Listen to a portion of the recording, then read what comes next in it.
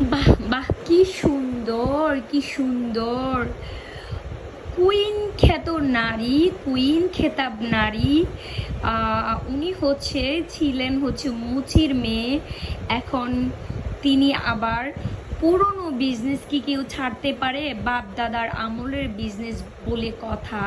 সে এবার ধরেছেন চুল কাটার বিজনেস, মানে সেলুনের বিজনেস, মানে নাপিত, যেটাকে বাংলা ভাষায় বলে, গ্রাম্য ভাষায়। সে এখন হয়ে গেলেন নাপিত। তার বাবা ছিলেন মুচি, সে হয়ে গেলেন নাপিত। আহারে টাকা, টাকার জন্য মানুষ কি করতে না পারে। টাকার জন্য মানুষকে জাত কুল সব সব কিছু ছেড়ে একদম টাকার পিছনে লেলিয়ে দিতে পারে। এই যে কুইন খ্যাত আমাদের এই বস্তা পচা অপু মাসিকে না দেখলে বুঝতে পারতাম না।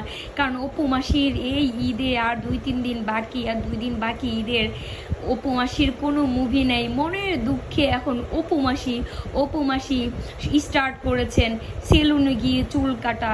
যাদের যাদের এখনও চুল কাটা বাকি, প্লিজ সবাই লাইন ধরুন।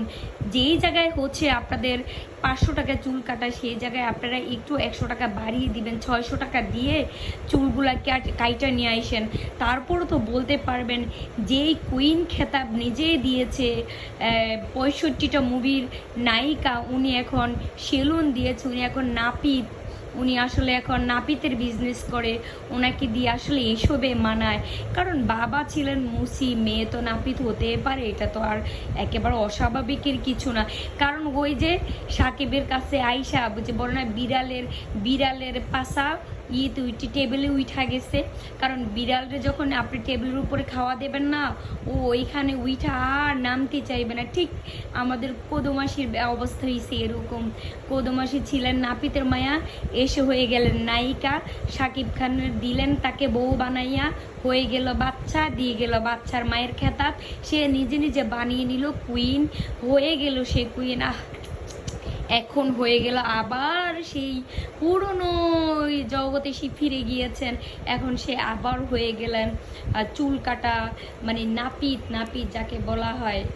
আর কি করবা, আর কি করবা? তুমি জাতকুলমান সব হারাইলা। আহ, এক টাকার জন্য। টাকায় মানুষের কি না করে, টাকার জন্য মানুষ কি না করতে পারে।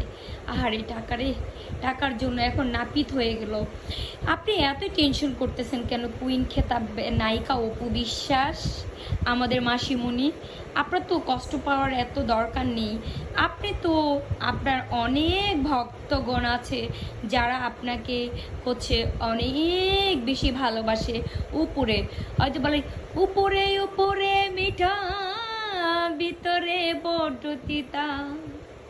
উপরে উপরে মিঠা, ভিতরে বড্ড তিতা। বুঝি নাই বন্ধুয়ারি প্রেম। বন্ধু তো বন্ধু নয়, বন্ধু যে কালো হয়, তারই যে প্রমাণ। এখন আপনার প্রত্যেকটা এই যে আপনার এই টাকার কিনা যারা আছে না, তারা উপরে উপরে মিঠাই। কেউ আপনার জন্য না, ভিতরে না। সবাই ভিতরে আপনাকে একটুও ভালোবাসে না। ভালোবাসলে আপনার জন্য একটুও কষ্ট হইতো। আপনাকে কি বলেন, আজকে চুল কাটতে হইতো। আহারে, একটা তো মুভি আপনি কষ্ট মষ্টে বানাইতে পারতেন। গত ঈদে একটা মুভি যাও বানাইছিলেন। আমাদের মাননীয় প্রধানমন্ত্রী অনেক বিনয়ী, উনি অনেক আমাদের ভালোবাসার মানুষ। আমি ওনারকে অনেক শ্রদ্ধা, অনেক ভালোবাসার মানুষ তিনি আমার। উনি আপনাকে কিছু অনুদান দিয়েছিল, একটা মুভি বানিয়েছিলেন, তাও আবার সাকিব খানের হাত থেকেও কিছু নিয়েছিলেন।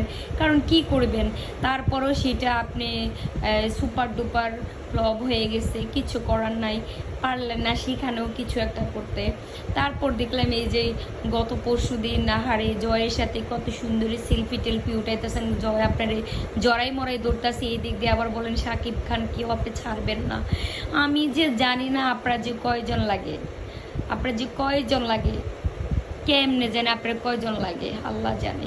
এতজন দিয়ে কেমনে সব দরকার, এতজন কি লাগে? একজন হলেই তো যথেষ্ট। যাই হোক থাক, আপনার লাগতেই পারে, সেটা বিশ্বাস, সেটা ভালোই। আপনি বিশ্বাস বুঝতে হবে, আপনি বিশ্বাস, পদু বিশ্বাস, বস্তা বিশ্বাস, বিশ্বাসে বিশ্বাস, আপনার বিশ্বাসের উপরে আর কোনো কথাই নেই। কারণ আপনি বিশ্বাস যখনই যাবেন হচ্ছে ইয়েতে, ওই যে চলে যাবেন আপনি ইন্ডিয়াতে, তখনই আবার আপনার উপরে সব ভালোবাসা টপকায় টপকায় পড়বে আমাদের সাকিব খানের, সেটা বলে লাভ নাই। তো বিশ্বাস, ভালোভাবে চুল কাটেন, একেবারে ভালোভাবে কাইটা দিয়েন।